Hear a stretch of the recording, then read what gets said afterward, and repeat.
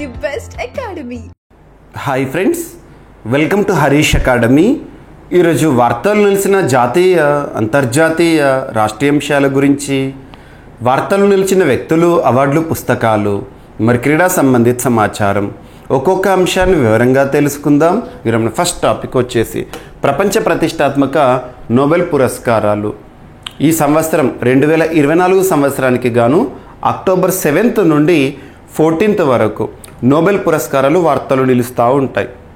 ఇక్కడ నోబెల్ పురస్కారాల యొక్క ప్రత్యేకతలు, చరిత్ర ఏంటో తెలుసుకొని ఈ సంవత్సరం వైద్య రంగంలో నోబెల్ పురస్కార గ్రహీతలుగా వార్తలు ఇచ్చిన వ్యక్తులు ఎవరు, వారు చేసిన పరిశోధన ఏంటో చూద్దాము. సో నోబెల్ ఒక వ్యక్తి పేరు నోబెల్ ఆల్ఫ్రెడ్ బెర్నార్డ్ నోబెల్. ఏ దేశానికి చెందిన వ్యక్తి అంటే స్వీడన్ దేశానికి చెందిన వ్యక్తి. స్వీడిష్ పర్సన్, ఏ ఫేమస్ సైంటిస్ట్, కెమికల్ సైంటిస్ట్. తను సృష్టించింది డైనమైట్ సృష్టికర్త ఎవరు అని చెప్పేసి చిన్నప్పటి మనము జీకే పాయింట్ ఆఫ్ వ్యూలో నేర్చుకునే వాళ్ళము. So Alfred Bernard Nobel. So ఇక్కడ తను ఒక రసాయన శాస్త్రవేత్త, ఒక వ్యాపారవేత్త, అన్నిటికీ మించి ఒక అభ్యుదయవాది, ఫిలాంథ్రోపిస్ట్. అటువంటి నోబెల్ పేరిట 1901 ఇయర్లో ప్రపంచ ప్రతిష్టాత్మకంగా మనం ప్రస్తుతం చూస్తున్న నోబెల్ పురస్కారాలను ప్రారంభించడం జరిగింది. ప్రారంభంలో 5 రంగాల్లో, ఒకటి మెడిసిన్ ఆర్ ఫిజియాలజీ అంటే వైద్య రంగం అంటాము, సెకండ్ వచ్చేసి ఫిజిక్స్, థర్డ్ వచ్చేసి కెమిస్ట్రీ, ఫోర్త్ వచ్చేసి లిటరేచర్, ఫిఫ్త్ వచ్చేసి పీస్. సో 5 రంగాల్లో నోబెల్ పురస్కారాలని 1901 సంవత్సరంలో ప్రారంభించడం జరిగింది. ఇక 1968 ఇయర్లో నోబెల్ ఇన్ ఎకనామిక్స్ని స్టార్ట్ చేశారు. ఎకానమీలో నోబెల్ పురస్కారాన్ని కానీ 1969 నుండి ప్రదానం చేస్తున్నారు. ప్రస్తుతం నోబెల్ పురస్కారాలను 6 రంగాల్లో ప్రదానం చేయడం జరుగుతుంది. గుర్తుంచుకోండి, 6 రంగాలు. సో ఇక్కడ అబ్జర్వ్ చేస్తే ఏదైనా ఒక రంగాన్ని తీసుకుంటే ఒక రంగంలో గరిష్టంగా 3 వ్యక్తులకు మించకూడదు. ఉదాహరణకి నిన్నటి రోజున Nobel in medicine for the year 2024 వార్తల్లోకి వచ్చింది. 2 వ్యక్తులు సంయుక్తంగా గెలుచుకున్నారు. ఈ వ్యక్తుల సంఖ్య ఒక రంగంలో గరిష్టంగా ఎంతకు మించకూడదు? 3కి మించకూడదు. ఇక్కడ పీస్, శాంతి రంగంలో మాత్రం వ్యక్తులతో పాటు సంస్థలకి కూడా ఇవ్వవచ్చు. గుర్తుంచుకోండి. ఇక నోబెల్ని ఆయా రంగాల్లో ఎవరు ప్రకటిస్తారు నోబెల్ పురస్కారాలు అంటే, మెడిసిన్లో నోబెల్ పురస్కార గ్రహీతలను కరోలినా మెడికల్ ఇన్స్టిట్యూట్ ఎక్కడ ఉంది? ఇది స్టాక్హోమ్ కేంద్రంగా పనిచేస్తున్న సంస్థ ప్రకటిస్తుంది. నిన్నటి రోజున వాళ్ళే ప్రకటించారు. అండ్ నెక్స్ట్ వచ్చేసి ఫిజిక్స్లో రాయల్ స్వీడిష్ అకాడమీ వారు ప్రకటిస్తారు. ఇది కూడా స్టాక్హోమ్ కేంద్రంగా పనిచేస్తుంది. ఇక రసాయన శాస్త్రంలో కూడా రాయల్ స్వీడిష్ అకాడమీ వారే పురస్కార గ్రహీతలను ప్రకటిస్తారు. Next literature, Swedish literature academy వారు ప్రకటించడం జరుగుతుంది. స్వీడిష్ లిటరేచర్ అకాడమీ, ఇది కూడా స్టాక్హోమ్లోనే ఉంది. ఇక నోబెల్ శాంతి పురస్కార గ్రహీతలను ఎవరు ఎంపిక చేస్తారంటే, నార్వేజియన్ పార్లమెంట్, ఆస్లో కేంద్రంగా పనిచేస్తున్న నార్వే పార్లమెంటు నోబెల్ శాంతి పురస్కార గ్రహీతలను ప్రకటిస్తుంది. ఇక ఎకానమీలో నోబెల్ పురస్కార గ్రహీతలను ఎవరు ప్రకటిస్తారు అంటే Riksbank. So Sweden central bank, గుర్తుపెట్టుకోండి ఇవి. ఇక ప్రతి సంవత్సరం నోబెల్ పురస్కారాల ప్రకటన అనేది ఒక్కరోజు వార్తలు నిలిచే అంశం కాదు, వారం రోజుల పాటు రోజు వార్తలు నిలిచే అంశం. ఉదాహరణకు నిన్నటి రోజున October 7th Nobel in medicine వార్తల్లోకి వచ్చింది. ఈరోజు అక్టోబర్ 8th భౌతిక శాస్త్రం, ఆ తర్వాత అక్టోబర్ 9th కెమిస్ట్రీ, ఇక తర్వాత లిటరేచర్, తర్వాత పీస్, తర్వాత 2 days బ్రేక్, హాలిడేస్, సో తర్వాత ఎకానమీ. సో ఈ విధంగా నోబెల్ పురస్కారాలను ప్రకటించే వరుస క్రమాన్ని గుర్తుంచుకోండి. ఎవ్రీ ఇయర్ కూడా మ్యాక్సిమం అక్టోబర్ మంత్లోనే వార్తల్లోకి వస్తాయి, కానీ మొదటి రోజు మెడిసిన్ పురస్కారాల ప్రకటనతో ప్రారంభమై చివరి రోజు ఎకానమీతో ఎండ్ అవుతుంది. ఇవి ఇంపార్టెంట్. ఇక నోబెల్ పురస్కార గ్రహీతలకు ఒక రంగంలో 11 మిలియన్ స్వీడిష్ క్రోనార్స్ని బహుమానంగా, నగదు బహుమానంగా ఇవ్వడం జరుగుతుంది. ఈ పురస్కార గ్రహీతలకు పురస్కారాన్ని ఎప్పుడు ప్రదానం చేస్తారు, ఎప్పుడు ఇస్తారు అంటే డిసెంబర్ 10th నోబెల్ మరణించిన దినోత్సవం. 1896లో నోబెల్ మరణించారు. సో డిసెంబర్ 10th వర్ధంతి రోజున ప్రదానం చేస్తారు. సో ఇప్పుడు ప్రకటనతో వార్తల్లోకి రావడం జరిగింది. సో ఇది నోబెల్కి సంబంధించి ఇంపార్టెంట్ నోబెల్ పురస్కారాలు, ప్రపంచ ప్రతిష్టాత్మక నోబెల్ పురస్కారాలు. సో నిన్నటి రోజున మనము నోబెల్ ఇన్ మెడిసిన్ చూసాము. అమెరికాకు చెందిన ప్రముఖ బయాలజిస్టులు ఇద్దరు కూడా శాస్త్రవేత్తలు. వారిలో ఒకరు విక్టర్ ఆంబ్రోస్, సెకండ్ వచ్చేసి గ్యారీ రూకన్. సో ఈ ఇద్దరు కూడా అమెరికాకు చెందిన ఫేమస్ బయాలజిస్టులు. వీరిద్దరు సంయుక్తంగా చేసిన పరిశోధన ఏంటంటే discovery of micro RNA and its role in post transcriptional gene regulation. జన్యు నియంత్రణలో ఈ మైక్రో ఆర్ఎన్ఏ ఎలా ఉంటుంది అనే అంశంపైన అధ్యయనం చేశారు. మైక్రో ఆర్ఎన్ఏని వారు కనుగొన్నందుకు గాను ఈ సంవత్సరం పురస్కార గ్రహీతలుగా వార్తల్లోకి రావడం జరిగింది. గుర్తుపెట్టుకోండి, ఓకేనా. సో వీళ్ళకు పురస్కారం ఎప్పుడు ఇస్తారు అన్నట్టు డిసెంబర్ 10కి ఇస్తారు, స్టాక్ హోమ్లో ఇస్తారు. ఒక్క నోబెల్ ఇన్ పీస్ ఉంది కదా, వీరికి మాత్రం ఆస్లోలో ఇస్తారు, నార్వేలో. గుర్తుపెట్టుకోండి, ఇవన్నీ కూడా ఇంపార్టెంట్స్. ఇక నోబెల్ పురస్కారాల గురించి కంప్లీట్ అయిన తర్వాత, ఈ పురస్కారాల ప్రకటన జరిగిన తర్వాత అన్నీ కలిపి కంబైన్డ్గా మనం ఒక స్పెషల్ వీడియోలో డిస్కస్ చేద్దాము, ఓకేనా. గుర్తుపెట్టుకోండి. సో సెకండ్, విదేశీ మారక నిల్వల విషయంలో భారతదేశం ఒక చరిత్ర సృష్టించింది. ప్రస్తుతం ప్రపంచంలో 4th పొజిషన్లో ఉంది. ఫారెక్స్ రిజర్వ్స్ అంటాము. కామన్గా ఎగుమతులు ఎక్కువగా ఉండాలి, దిగుమతులు తక్కువగా ఉంటే ఫారెక్స్ వాల్యూ పెరుగుతుంది మనకి. సో ఫారెక్స్ ఎంతగా ఉంటే అంత అద్భుతం అన్నట్టు. రీసెంట్గా bank of America global research వారు ప్రపంచంలో విదేశీ మారక నిల్వలు కలిగిన దేశాలు ఏ విధంగా ఉన్నాయని చెప్పేసి విడుదల చేశారు. సెప్టెంబర్ మంత్లో మన ఇండియా అద్భుతమైన రికార్డు సాధించింది. సో సెప్టెంబర్ నెలలో మన దేశం అరుదైన ఘనత సాధించింది. ప్రపంచంలో అత్యధిక విదేశీ మారక ద్రవ్య నిల్వలు ఉన్న 4వ దేశంగా రికార్డు సృష్టించింది. ప్రస్తుతం మన దేశం దగ్గర ఉన్న నిల్వలు $700 బిలియన్ పైనే. ఇది మన జీడిపిలో 19%. మనకంటే అత్యధిక నిల్వలున్న దేశాలు ఏంటంటే చైనా, జపాన్, స్విట్జర్లాండ్ మాత్రమే. గుర్తుపెట్టుకోండి. సో ఎగ్జామినేషన్ పాయింట్ ఆఫ్ వ్యూలో అడగవచ్చు, ఓకేనా. ఇక 2023 సంవత్సరంలో నదులకు గడ్డు కాలం అని చెప్పేసేసి వరల్డ్ మెట్రలాజికల్ ఆర్గనైజేషన్ WMO, ప్రపంచ వాతావరణ సంస్థ అంటాం. ఏదైనా అంతర్జాతీయ సంస్థ వార్తలోకి వచ్చిందంటే దాని యొక్క హెడ్ క్వార్టర్ ఎక్కడని అడుగుతారు. సో జెనీవా, స్విట్జర్లాండ్ కేంద్రంగా పనిచేస్తున్న WMO వారు చెప్పిన ఒక అంశము, ప్రపంచవ్యాప్తంగా ఉన్న నదులు 2023 సంవత్సరంలో అతి పొడి వాతావరణాన్ని ఎదుర్కొన్నాయని ప్రపంచ వాతావరణ సంస్థ వరల్డ్ మెట్రలాజికల్ ఆర్గనైజేషన్ వెల్లడించింది. గత 33 ఏళ్లలో ఆ ఏడాదిలోనే 2023లోనే నదుల్లోని నీరు ఎక్కువగా ఆవిరైపోయిందని, కొన్ని ప్రాంతాలు దీర్ఘకాల కరువుకు కారణమైందని తెలిపింది. నదులకు నీటిని అందించే హిమనీ నదాలు గత 5 దశాబ్దాల్లో భారీగా కరిగిపోయినాయి. ఇది ఆయా నదులపై ఆధారపడి జీవిస్తున్న లక్షల మందిపై ప్రభావం చూపించింది. ప్రపంచవ్యాప్తంగా సుమారు 360 కోట్ల మంది ప్రజలు ఏడాదికి 30 రోజులు నీటి కొరతను ఎదుర్కొంటున్నారు. 2050 నాటికి ఈ సంఖ్య 500 కోట్లకు చేరుకుంటుంది అని నివేదికలో WMO వెల్లడించింది. America, Argentina, Brazil, Peru, Uruguay మొదలైన దేశాలు కరువు పరిస్థితులను ఎదుర్కొన్నాయని, అమెజాన్ నది అండ్ టిటికాకా సరస్సులో నీటి మట్టం కనిష్ట స్థాయికి పడిపోయిందని తెలిపింది.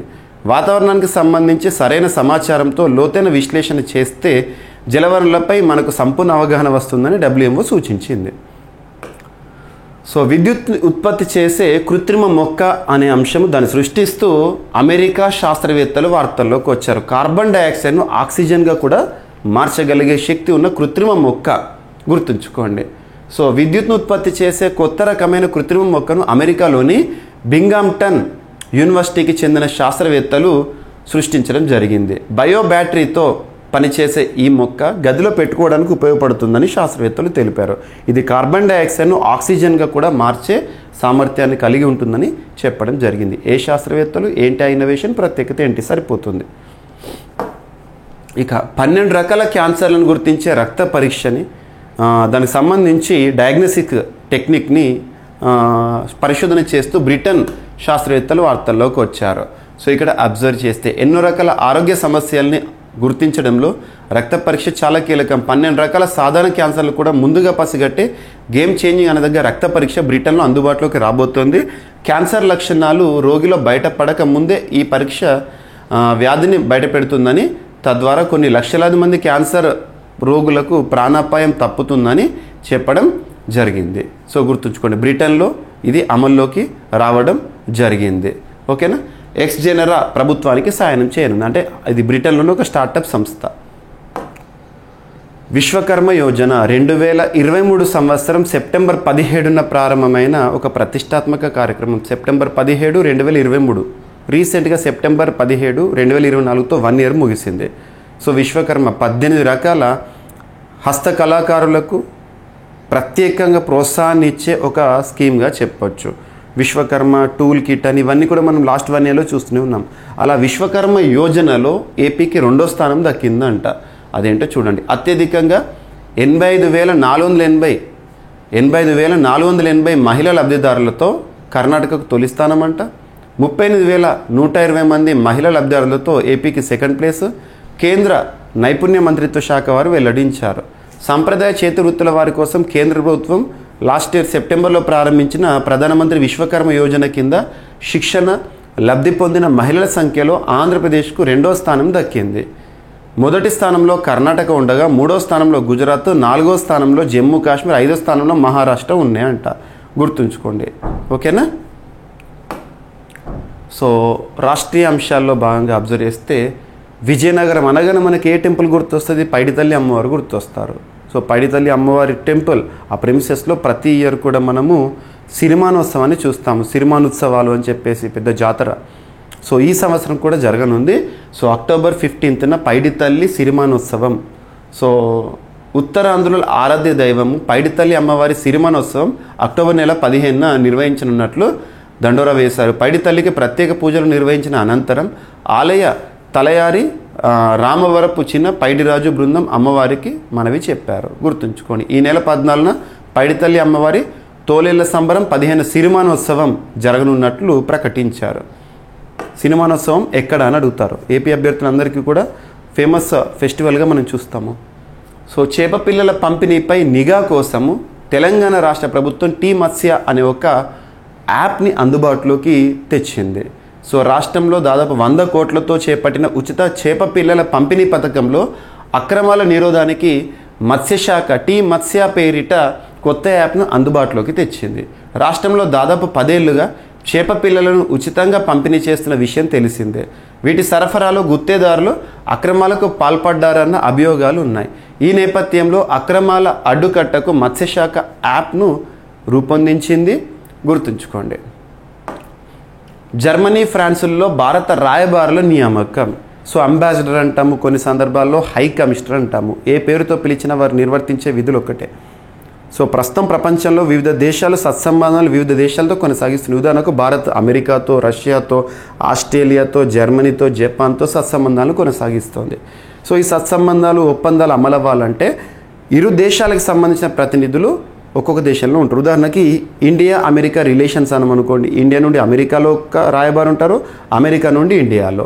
ఇండియా మాల్దీవ్స్ అన్నాం అనుకోండి. ఇండియా నుండి మాల్దీవ్స్లో ఒకరు, మాల్దీవ్స్ నుండి ఒకరు మన భారతదేశంలో ఉంటుంది. ఇలా ఉంటుంది. సో అలా రాయబారులు కీలక పాత్ర పోషిస్తారు. హై కమిషనర్ అని ఎక్కడ అంటామంటే కామన్వెల్త్ కంట్రీస్లో హై కమిషనర్ అనే పదం వాడతాము. అర్థం దానికి కామన్వెల్త్ కంట్రీస్ అంబాసిడర్ అంటాం. కామన్వెల్త్ కంట్రీస్ అంటే మీకు ఐడియా ఉంది. ఒకప్పుడు బ్రిటిష్ వారు పరిపాలించిన ప్రాంతాలను కాలనీలుగా పిలిచేవాళ్ళము. అవి స్వాతంత్రం పొందిన తర్వాత ఏర్పాటు చేసుకున్న కూటమి కామన్వెల్త్ కూటమి. భారతదేశం 1949లో కామన్వెల్త్ కూటమిలో సభ్యత్వం పొందింది. సో మన భారతదేశం నుండి బ్రిటన్ని మనం చూసామనుకోండి, అక్కడ హై కమిషనర్ అని. ఒకప్పుడు బ్రిటిష్ పరిపాలిత ప్రాంతాల్లో హై కమిషనర్ అంటాం, మిగతా ప్రాంతాల్లో అంబాసిడర్ అంటాము. ఓకేనా? సో ఇక్కడ అబ్జర్వ్ చేస్తే 2 రాయబారులు. జర్మనీ, ఫ్రాన్స్ దేశాల్లో భారత నూతన రాయబారులను విదేశీ వ్యవహారాల మంత్రిత్వ శాఖ నియమించింది. రాయబారులను నియమించే అధికారం రాష్ట్రపతికి ఉంటుంది. జర్మనీలో సీనియర్ దౌత్యవేత్త అజిత్ వినాయక్ గుప్తేను అండ్ ఫ్రాన్స్లో సంజీవ్ కుమార్ సింగ్లను భారత రాయబారులుగా నియమించినట్లుగా పేర్కొనడం జరిగింది. గుర్తుంచుకోండి. గర్బా డ్యాన్స్ మనందరికీ తెలుసు. UNESCO, United Nations Educational Scientific Cultural Organization, Paris, France కేంద్రంగా పనిచేస్తోంది. ఈ సంస్థ ప్రపంచవ్యాప్తంగా మన సంస్కృతి వారసత్వానికి నిలువుటద్దంలో నిదర్శనంగా ఉన్న ప్రాంతాలను గుర్తిస్తూ ఉంటుంది. రకరకాల జాబితాలు, వరల్డ్ హెరిటేజ్ సైట్స్ అని, ఇంటాంజిబుల్ కల్చరల్ హెరిటేజెస్ అని, క్రియేటివ్ సిటీస్ నెట్వర్క్ లిస్ట్ అని, ఇవన్నీ మనం చూస్తూ ఉంటాము. ప్రత్యేకంగా డిస్కస్ చేసాము కూడా. సో ఇక్కడ అబ్జర్వ్ చేస్తే ప్రస్తుతం భారతదేశం నుండి వరల్డ్ హెరిటేజ్ సైట్స్ యునెస్కోచే గుర్తింపు పొందిన 43. చివరిగా చరాయిదియో అస్సాంలోని మైదమ్స్ గుర్తింపు పొందిన మన జూలై మంత్ 2024లో. ఇక క్రియేటివ్ సిటీస్ నెట్వర్క్ జాబితాలో లాస్ట్ ఇయర్ అక్టోబర్ 31న గుర్తింపు పొందిన 2తో కలిపితే ప్రస్తుతం 8 ఉన్నాయి. ఇక యునెస్కో ఇంటాంజిబుల్ కల్చరల్ హెరిటేజెస్ని పరిశీలిస్తే ప్రస్తుతం భారతదేశంలో 15 ఉన్నాయి. 15వది garba dance of Gujarat. Garba dance చాలా ఇంపార్టెంట్, ఎగ్జామినేషన్లో అడగవచ్చు. ఏ రాష్ట్ర సంస్కృతిలో భాగం? గుజరాత్. సో గుజరాత్ రాష్ట్రానికి సంబంధించి సంస్కృతిలో భాగమైన గర్బా డ్యాన్స్పై పాటను రాశారు ప్రధానమంత్రి నరేంద్ర మోదీ గారు. సో ప్రధానమంత్రి నరేంద్ర మోదీ గారి స్వరాష్ట్రం గుజరాత్. సో గర్బా పైన తనకున్న పట్టుతో ఒక పాటను రాశారు. సో దసరా నవరాత్రులను పురస్కరించుకొని ప్రధానమంత్రి నరేంద్ర మోదీ గారు దుర్గాదేవిని ప్రార్థిస్తూ గర్బా నృత్యంపై ప్రత్యేక పాట రాశారు. సోమవారం ఆయన ఎక్స్ వేదికగా పాటను షేర్ చేశారు. ఈ పవిత్ర నవరాత్రుల్లో దుర్గాదేవిని ప్రజలు ఐక్యంగా వివిధ రకాలుగా ఆరాధిస్తారు. ఈ ప్రత్యేక సమయంలో అమ్మవారి శక్తి దయను కీర్తిస్తూ ఆవతి కాలై అనే గర్బా పాటను రాశారు ప్రధాని గారు. నెక్స్ట్ స్పోర్ట్స్కి సంబంధించి సింగపూర్ ఓపెన్ స్నూకర్ టోర్నీ విజేతగా పంకజ్ అద్వానీ వార్తలోకి వచ్చారు. స్నూకర్స్ లేదా బిలియర్డ్స్ అనగానే మనకు భారతదేశం నుండి పంకజే గుర్తొస్తారు. సో భారత దిగ్గజ cue sports billiards snooker player Pankaj Advani అంతర్జాతీయ స్థాయిలో మరో టైటిల్ని సాధించారు. ఇటీవల ముగిసిన సింగపూర్ ఓపెన్ స్నూకర్ టోర్నమెంట్లో పంకజ్ అద్వానీ ఛాంపియన్గా నిలిచాడు. సో జార్డన్ ఓంగ్ సింగపూర్ పైన గెలిచి ఫైనల్లో గెలిచి టైటిల్ని కైవసం చేసుకున్నాడు. సో ఒకసారి ర్యాపిడ్గా చూస్తే నోబెల్ పురస్కార గ్రహీతలు వైద్య రంగంలో 2 వార్తల్లోకి వచ్చారు. ఫిజిక్స్లో ఈరోజు వార్తల్లోకి వచ్చారు. వారి గురించి రేపు చూద్దాము. అండ్ విదేశీ మారక నిల్వల విషయంలో ప్రస్తుతం ప్రపంచంలో Bharat 4th position September month నాటికి. 2023లో నదులకు గడ్డు కాలం అని చెప్పేసి వరల్డ్ మెట్రలాజికల్ ఆర్గనైజేషన్ చెప్పిన అనౌన్స్మెంట్. సో విద్యుత్ని ఉత్పత్తి చేసే కృత్రిమ మొక్కను పరిశోధిస్తూ సృష్టిస్తూ వార్తల్లోకి వచ్చిన అమెరికా శాస్త్రవేత్తలు 12 రకాల క్యాన్సర్లను గుర్తించే రక్త పరీక్ష ఏ దేశంలో అందుబాటులోకి వచ్చిందంటే బ్రిటన్. విశ్వకర్మ యోజన అమల్లో ఏపీకి 2వ స్థానం, మొదటి స్థానంలో కర్ణాటక. అండ్ ఆంధ్రప్రదేశ్ రాష్ట్ర సంస్కృతిలో భాగమైన ఉత్తర ఆంధ్ర ప్రాంతంలో అతిపెద్ద జాతరగా చెప్పే సిరిమానోత్సవం పైడితల్లి ఉత్సవాలు ఈ మంత్ 15న. చేప పిల్లల పంపిణీపై నిఘా కోసము ప్రత్యేకంగా తెలంగాణ రాష్ట్ర మత్స్యశాఖ వారు అమలులోకి తీసుకువచ్చిన టీ మత్స్య యాప్. జర్మనీ ఫ్రాన్స్లో భారత రాయబారుల నియామకం అనే అంశము. గర్బా డ్యాన్స్ పైన పాట రాసిన భారత ప్రధాని నరేంద్ర మోదీ గారు. సింగపూర్ ఓపెన్ స్నూకర్ టోర్నీ విజేతగా పంకజ్ అద్వానీ గారు వార్తల్లోకి వచ్చారు. సో ఇవి ఫ్రెండ్స్ ఈరోజు వార్తలు నిలిచిన అంశాలు. మిస్లేనియస్ అంశాలు ఏమైనా మిగిలిపోతే రేపటి క్లాస్లో జోడించి మరొకసారి నేర్చుకుందాం. రేపు కలుద్దాం. Thank you.